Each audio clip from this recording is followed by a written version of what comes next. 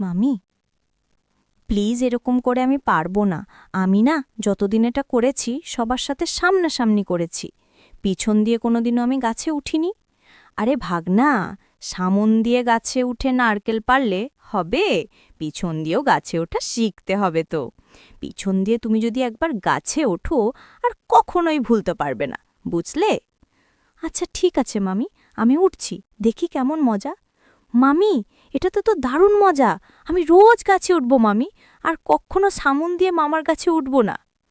ঠিক আছে বাবা, নে, আর কথা না বলে জলদি জলদি গাছে উঠ, নারকেলগুলো তরতাজা হয়ে আছে, জলদি ছিঁড়ে পার। আমি অর্ণব। উচ্চ মাধ্যমিক পরীক্ষা শেষ হবার পর ছোট মামার বাড়িতে বেড়াতে গিয়েছিলাম।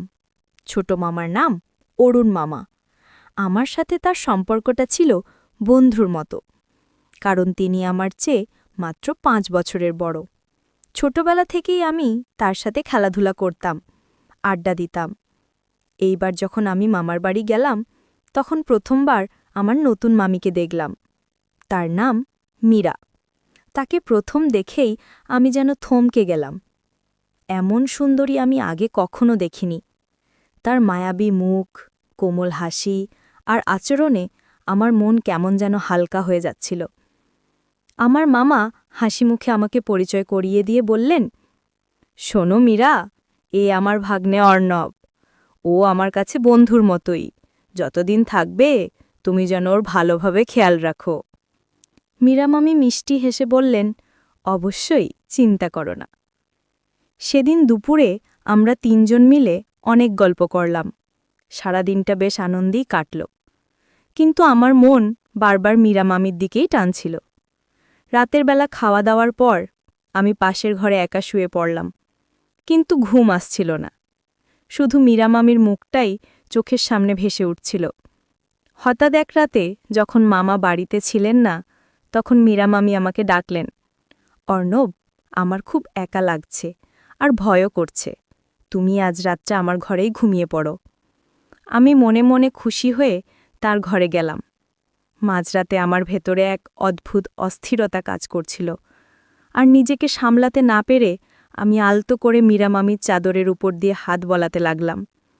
ভেবেছিলাম তিনি গভীর ঘুমে আছেন, কিন্তু মিনিট দুয়েক পরেই মীরা মামি হঠাৎ চোখ খুলে বললেন, অর্ণব, তুমি কি শুধু এভাবেই হাত বোলাবে, নাকি একটু সাহস করে এগোবে? তার এই কথা শুনে আমার হৃদস্পন্দন বেড়ে গেল। আমি বুঝতে পারছিলাম না কি করব। এরপর সাহস করে হাত বাড়ালাম, দেখলাম সে কাঁপছে। বলছে, তোমার মামা সারাদিন শুধু কাজ আর অফিস নিয়েই পড়ে থাকে, একবারও আমার কথা ভাবে না। আমার যে অনেক ইচ্ছে আকাঙ্ক্ষা আছে, সেটাও বুঝতেই চায় না। বাবা, আজ যখন তুই বাগানে এসেছিস, তো প্লিজ এই ফুল তুলে নে। এই পাপড়িয়ালা ফুলের সুবাস একবার নিয়ে দেখ, পাগল হয়ে যাবি। আমি তার মুখে এরকম কথা শুনে নিজকে আর স্থির রাখলাম না। মামার বাগানের একমাত্র ঝলমলে ফুলের পাপড়িতে হাত নাড়ালাম। সে খিচুনি দিল। 8-10 মিনিট পাপড়ি বোলানোর পর হঠাৎ বুঝলাম মামার বাগানের সুন্দরী ফুল তার পাপড়িগুলো ছেড়ে দিচ্ছে। ফুলের পাপড়ি ঝরানোর পর শুরু করলাম ডাব গাছে ওঠা। ডাব গাছে উঠেই ডাবের জল খেয়ে নিজেকে শান্ত করার চেষ্টা করলাম।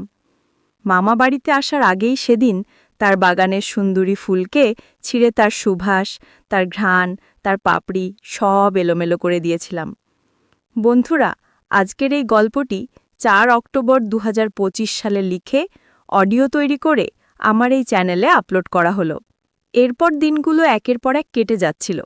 আমি প্রতি রাতে লুকিয়ে লুকিয়ে তাদের ঘরের দরজার ছোট্ট ছিদ্র দিয়ে ভেতরে দৃশ্য দেখতাম।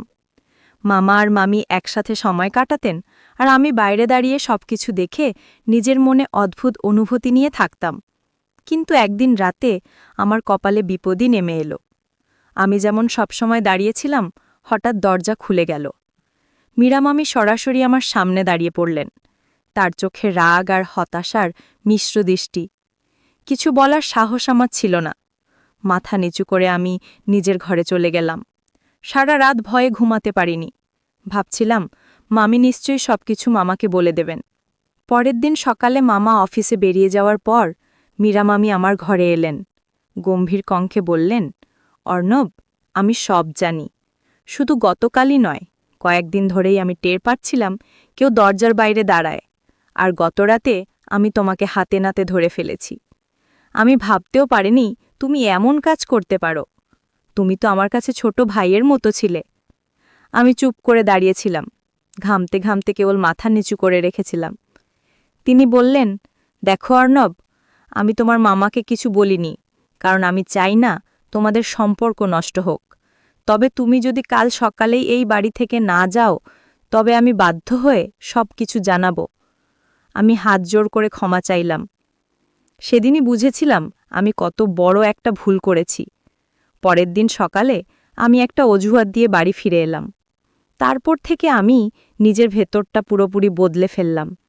আজও মনে হয়, যদি সেদিন মীরা মামি আমাকে সেই শিক্ষা না দিতেন, তবে হয়তো আমি ভুলের অন্ধকারেই ডুবে যেতাম। কিন্তু সেই ঘটনার পর আমি শিখেছিলাম ভদ্রতা, আত্মসংযম আর মানুষের প্রতি সম্মান কতটা জরুরি। বন্ধুরা, আজকের ভিডিওটি এই পর্যন্ত। ভিডিওটি তোমাদের কেমন লাগলো কমেন্ট করে অবশ্যই জানাবে। আরও এরকম নতুন নতুন মজার ভিডিও পেতে চ্যানেলটি সাবস্ক্রাইব করে পাশে থাকা বেল আইকনটি বাজিয়ে দিন, পরবর্তী নতুন কোনো ভিডিওর আপডেট যেন মিস না হয়। কথা হবে পরবর্তী নতুন কোনো ভিডিওতে। ভালো থাকবেন সবাই।